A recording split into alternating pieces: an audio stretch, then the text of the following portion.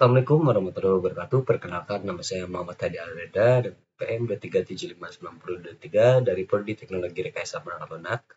Hadirnya saya di sini ingin menjelaskan pemahaman dasar tentang UI UX. Langsung kita mulai. Di sini apa sih UI UX? Pada dasarnya sebenarnya UI UX itu mencakup diambil dari beberapa kata UI, yaitu user interface, dan UX sendiri user experience. Dan di sini UI sendiri fokus pada tampilan visual dan interaksi produk. UI meliputi tombol, menu tata letak warna, dan ikon. Contohnya tombol navigasi, menu drop-down, dan ikon aplikasi itu merupakan user interface. Tapi selain itu masih banyak lainnya, kayak contohnya notifikasi itu juga termasuk UI. Dan untuk UX sendiri mengenai pengalaman pengguna secara keseluruhan saat berinteraksi dengan produk. UX mencakup navigasi, kemudahan pengguna, dan kepuasan pengguna. Contoh proses checkout yang cepat dan mudah, navigasi aplikasi yang intuitif, dan masih banyak lagi.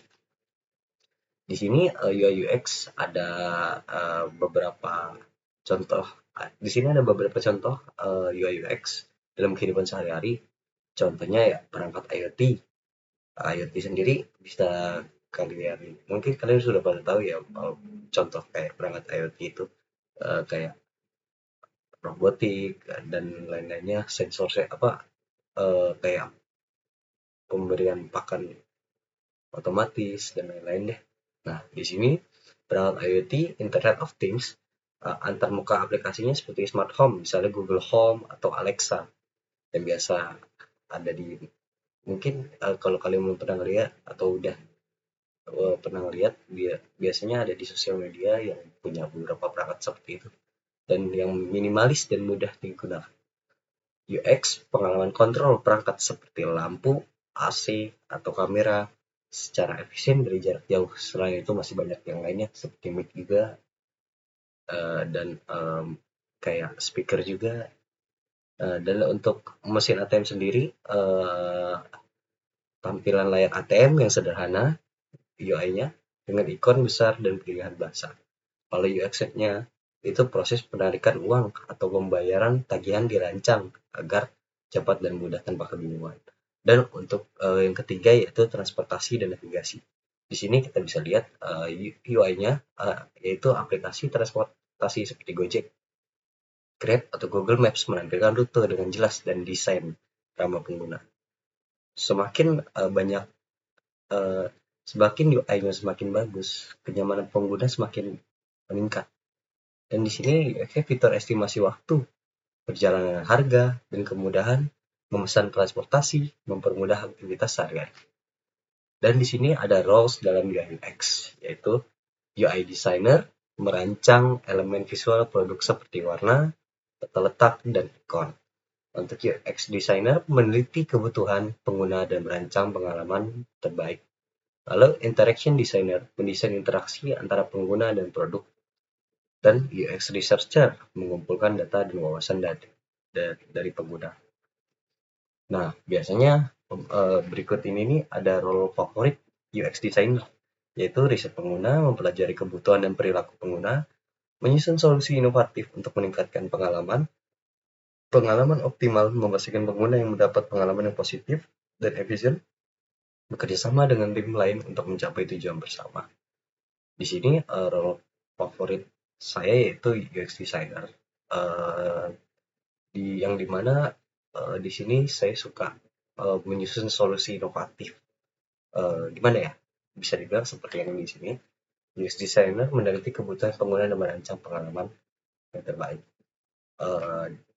Dia ini kayak gimana ya? Saya kurang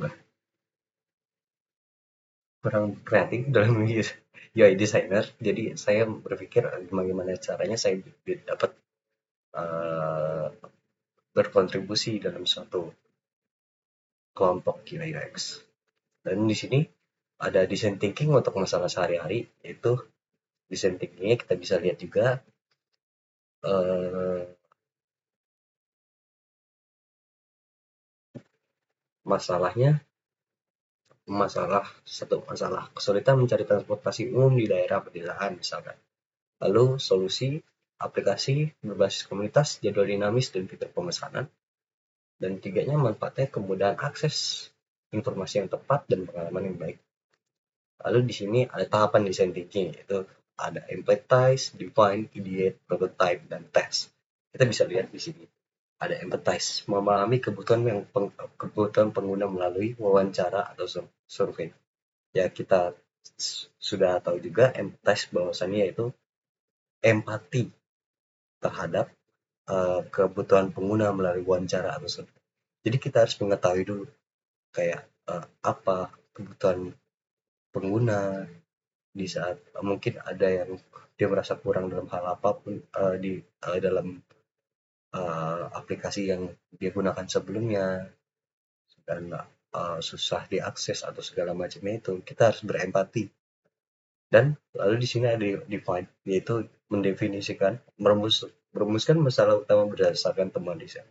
Jadi setelah kita wawancara dan survei, kita bisa kita bisa setelah itu kita melakukan definisi, merumuskan masalah utama berdasarkan temuan riset.